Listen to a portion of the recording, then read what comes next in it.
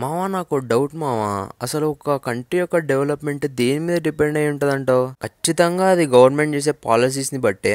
కానీ government policies దేని మీద డిపెండ్ అయి ఉంటాయి? ఖచ్చితంగా ఆ దేశం నమ్మే సిద్ధాంతాలను బేస్ చేసుకునే పాలసీస్ ఉంటాయి. సో ఇండియా నమ్మే సిద్ధాంతాలు ఏంటి, యుఎస్ నమ్మే సిద్ధాంతాలు ఏంటి, చైనా నమ్మే సిద్ధాంతాలు ఏంటి, ఫాలో అవ్వాలని ఎలా డిసైడ్ అవుతారు? దీని గురించే డిస్కస్ చేద్దాం మావా ఇవాళ. దీంతో పాటు ఇండియా యొక్క ఎకనామిక్ జర్నీని చూద్దాం మావా ఇవాళ మనం. సో ఒక పర్టికులర్ వేలో డెవలప్ అవ్వాలని ఎవరు డిసైడ్ చేస్తారు, అలా డిసైడ్ అవ్వడానికి ఏ క్రైటీరియా ఉంటాయి చూద్దామా. సో ఆ డెవలప్మెంట్ పాత్ ని చూస్ చేసుకోవడానికి యాజ్ ఎ సొసైటీ ఒక 3 క్వశ్చన్స్ ని ఆన్సర్ చేయాలి మావా. ఫస్ట్ క్వశ్చన్ వచ్చి మనం ఏ type of goods and services produce చేయాలనుకుంటున్నాం, ఇది ఫస్ట్ క్వశ్చన్. సెకండ్ వచ్చి ఎలా ప్రొడ్యూస్ చేయాలనుకుంటున్నాం, అంటే మెషిన్స్ యూజ్ చేసుకొని ప్రొడ్యూస్ చేద్దాం అనుకుంటున్నావా, లేదంటే మనుషుల్ని యూజ్ చేసుకొని ప్రొడ్యూస్ చేద్దాం అనుకుంటున్నావా. థర్డ్ వచ్చి ఈ గూడ్స్ ని ఎలా డిస్ట్రిబ్యూట్ చేయాలనుకుంటున్నాం. So US as a society ఈ క్వశ్చన్స్ కి ఆన్సర్ ఎలా చేసిందో చూద్దాం. ఫస్ట్ ఇది ఏ గూడ్స్ అండ్ సర్వీసెస్ ప్రొడ్యూస్ చేయాలనుకుంటున్నాం, దానికి యుఎస్ ఎలా ఆన్సర్ చేస్తుంది, డిమాండ్ అండ్ సప్లై ని బట్టి గూడ్స్ అండ్ సర్వీసెస్ అనేవి ప్రొడ్యూస్ చేసుకుంటాం. అంటే ఏ గూడ్స్ అయితే డిమాండ్ లో ఉంటాయో ఆ గూడ్స్ మనం ప్రొడ్యూస్ చేస్తాం. సెకండ్ ది ఎలా డిస్ట్రిబ్యూట్ చేయాలనుకుంటున్నాం, పర్చేసింగ్ పవర్ ని బేస్ చేసుకుని డిస్ట్రిబ్యూట్ చేద్దాం అనుకుంటున్నాం. థర్డ్ క్వశ్చన్ ఆ ప్రొడ్యూస్ చేద్దాం అనుకుంటున్నాం, లేబర్ ఇంటెన్సివా మిషన్సా, ఏది చీపర్ అయితే అది ప్రిఫర్ చేస్తాం. సో ఏదైనా సొసైటీ ఇలా ఆన్సర్ చేసిందంటే ఆ పైన ఉన్న క్వశ్చన్స్ కి అది క్యాపిటలిస్టిక్ సొసైటీ అన్నమాట. సో ఈ ఆన్సర్స్ కంట్రీ యొక్క కోర్స్ ఆఫ్ డెవలప్మెంట్ ని డిసైడ్ చేస్తాయి. సో ఇదే క్వశ్చన్స్ కి చైనా ఎలా ఆన్సర్ చేసిద్దో చూద్దాం. ఫస్ట్ ఏ గూడ్స్ ప్రొడ్యూస్ చేస్తాం, సొసైటీకి ఏది అవసరమో బేస్ చేసుకుని గవర్నమెంట్ డిసైడ్ చేసిద్ది ఏ గూడ్స్ ప్రొడ్యూస్ చేయాలి, ఏ గూడ్స్ ప్రొడ్యూస్ చేయొద్దు అని. డిమాండ్ సప్లై అయితే మాకు సంబంధం లేదు. ఏంటి ఎలా ప్రొడ్యూస్ చేస్తాం, సొసైటీకి ఎలా అయితే బెనిఫిషియల్ అలా ప్రొడ్యూస్ చేసుకుంటాం. అంటే లేబర్ ఇంటెన్సివ్ బెనిఫిషియల్ అయితే లేబర్ ఇంటెన్సివ్, మెషిన్స్ యూజ్ చేయడం బెనిఫిషియల్ అయితే మెషిన్స్. ఇక్కడ ఏది చీపరో కాదు, ఏది సొసైటీకి బెనిఫిషియల్ దాన్ని బట్టి డిసైడ్ అవుతాం. థర్డ్ది ఎలా డిస్ట్రిబ్యూట్ చేస్తున్నాం అని. ఈ డిస్ట్రిబ్యూషన్ అన్నది పీపుల్ నీడ్ మీద డిపెండ్ అయి ఉంటది. సో ఇలా క్వశ్చన్స్ కి సొసైటీ ఆన్సర్ చేస్తే వాటిని సోషలిస్టిక్ ఎకానమీ అంటాం మనం. సో ఇప్పుడు ఇండియా ఈ క్వశ్చన్స్ కి ఎలా ఆన్సర్ చేసిందో చూద్దాం. ఫస్ట్ ది ఏ గూడ్స్ తయారు చేసుకోవాలనుకుంటున్నాం, సెకండ్ ది ఎలా తయారు చేసుకోవాలనుకుంటున్నాం, థర్డ్ ది ఎలా డిస్ట్రిబ్యూట్ చేయాలనుకుంటున్నాం. వీటి కలిపి ఇండియా దగ్గర ఉన్న ఆన్సర్ ఒకటే, ఏ గూడ్స్ అండ్ సర్వీసెస్ అయితే మార్కెట్ బాగా ప్రొవైడ్ చేయగలదో అవి మార్కెట్ ప్రొడ్యూస్ చేసిద్ది. అంటే ఆ goods demand and supply base చేసుకొని ప్రొడ్యూస్ చేయబడతాయి, డిస్ట్రిబ్యూట్ చేయబడతాయి. ఇంకా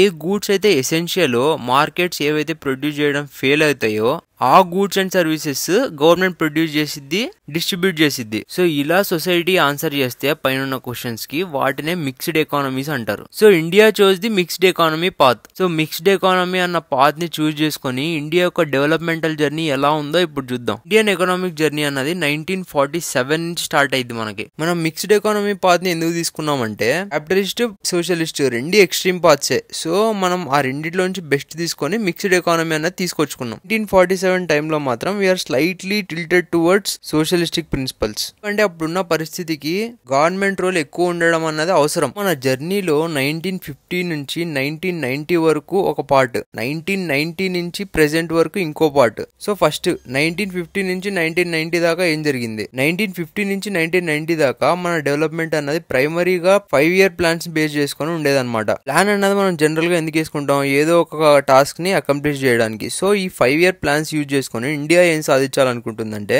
ఫస్ట్ గోల్ వచ్చి గ్రోత్, సెకండ్ వచ్చి మోడర్నైజేషన్, థర్డ్ వచ్చి సెల్ఫ్ రిలయన్స్, ఫోర్త్ వచ్చి ఈక్విటీ. మనం ఎందుకు ఈ గోల్స్ పెట్టుకున్నాం అంటే మనకి ఇండిపెండెన్స్ వచ్చిన టైం కి మన పరిస్థితి అలా ఉండేది. గ్రోత్ నెగ్లిజబుల్, మోడర్నైజేషన్ నిల్, సెల్ఫ్ రిలయన్స్ జీరో, ఈక్విటీ ఊహల్లో కూడా ఉండేది కాదు. యాజ్ ఎ సొసైటీ ఇవన్నీ ఒక ప్లాన్ ప్రకారం మనం సాధించాలని ఆ 5 year ప్లాన్స్ కి గోల్స్ గా ఇవి పెట్టుకున్నాం. ఆ 5 year ప్లాన్స్ లో భాగంగా మనం ఏం సాధించాం, మనం ఏం చేసామో చూద్దాం. 5 year ప్లాన్ లో మన ఏముండేనో చూద్దాం. మన ప్రైమరీ ఫోకస్ వచ్చి అగ్రికల్చర్ మీద ఉండే ఫస్ట్. దాంట్లో భాగంగా మనం గొప్పగా చెప్పుకోగలిగినవి రెండు, ఒకటి ల్యాండ్ రిఫార్మ్స్, రెండు గ్రీన్ రెవల్యూషన్. ల్యాండ్ రిఫార్మ్స్ ద్వారా ఈక్విటీ అన్న గోల్ ని అకంప్లిష్ చేయడానికి ట్రై చేసాం.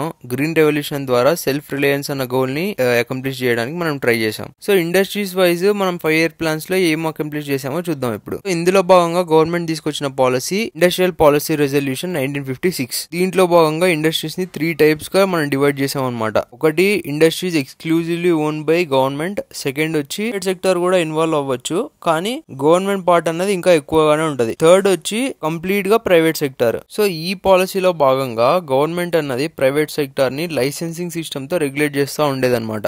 ఎందుకంటే రీజనల్ ఈక్విటీ ప్రమోట్ చేయడానికి. దీనివల్ల రీజనల్ ఈక్విటీ ఎలా అయ్యిద్దంటే, లైసెన్సింగ్ కి ఒక క్రైటీరియా ఉంటది కదా, అందులో క్రైటీరియా ఏముండేదంటే ఒక పర్టికులర్ రీజియన్ లో, అంటే ఒక పర్టికులర్ బ్యాక్వర్డ్ రీజియన్ లో ఇండస్ట్రీస్ పెడితేనే లైసెన్స్ ఇవ్వడం, లేకపోతే బ్యాక్వర్డ్ రీజియన్స్ లో పెడితే ట్యాక్స్ ఎగ్జంప్షన్స్ ఇవ్వడం. సో ఇలా రీజనల్ ఈక్విటీ అన్నది ప్రమోట్ చేద్దాం అనుకుంది గవర్నమెంట్. తర్వాత ట్రేడ్ పాలసీ. మన ట్రేడ్ పాలసీ వచ్చి ప్రైమరీగా ఇంపోర్ట్ సబ్స్టిట్యూషన్ ఉండేది. ఇంపోర్ట్ సబ్స్టిట్యూషన్ ఎందుకంటే ఇండిపెండెన్స్ వచ్చిన టైం కి మనం బేసిక్ నీడ్స్ కోసం కూడా వేరే దేశాల మీద డిపెండ్ అవ్వాల్సి వచ్చేది. సో దాన్ని బేస్ చేసుకునే ఇంపోర్ట్ సబ్స్టిట్యూషన్ పాలసీ ద్వారా సెల్ఫ్ రిలయన్స్ ని ప్రమోట్ చేద్దాం అనుకున్నాం. సో 1950 నుంచి 1990 దాకా తీసుకొచ్చిన పాలసీస్ ద్వారా మనకు వచ్చిన రిజల్ట్స్ ఏంటో చూద్దాం. ఫస్ట్ అవుట్కమ్ వచ్చి మన ఇండస్ట్రీస్ ఇండిపెండెన్స్ టైం తో పోలిస్తే ఎక్కువ డైవర్స్ అయినాయి అనమాట. Food production wise self sufficient అయినాం. ల్యాండ్ రిఫార్మ్ ద్వారా జమీందారీ సిస్టమ్ ని అబాలిష్ చేయడానికి ట్రై చేసినాం. ఇవన్నీ పాజిటివ్స్. నెగిటివ్స్ వచ్చి పబ్లిక్ సెక్టర్ యూనిట్స్ యొక్క పర్ఫార్మెన్స్ ఎక్స్పెక్ట్ చేసిన లెవెల్లో లేదనమాట. గవర్నమెంట్ యొక్క ఎక్సెసివ్ రెగ్యులేషన్ వల్ల ఎంటర్ప్రీనర్షిప్ అన్నది డెవలప్ అవ్వలేదు. నెక్స్ట్ వచ్చి మనం సెల్ఫ్ రిలయన్స్ అన్న పేరు చెప్పుకొని ఏం చేసినాం, ఇంపోర్ట్స్ ని ఆపేసాం.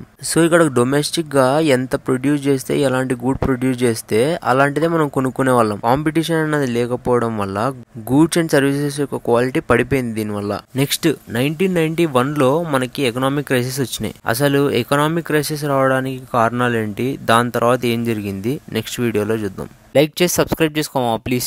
షేర్ కూడా చేయమావా, ఎందుకంత పిసినారోడ్లా ఉంటావు? షేర్ చేయి, అందరు తెలుసుకుంటారు.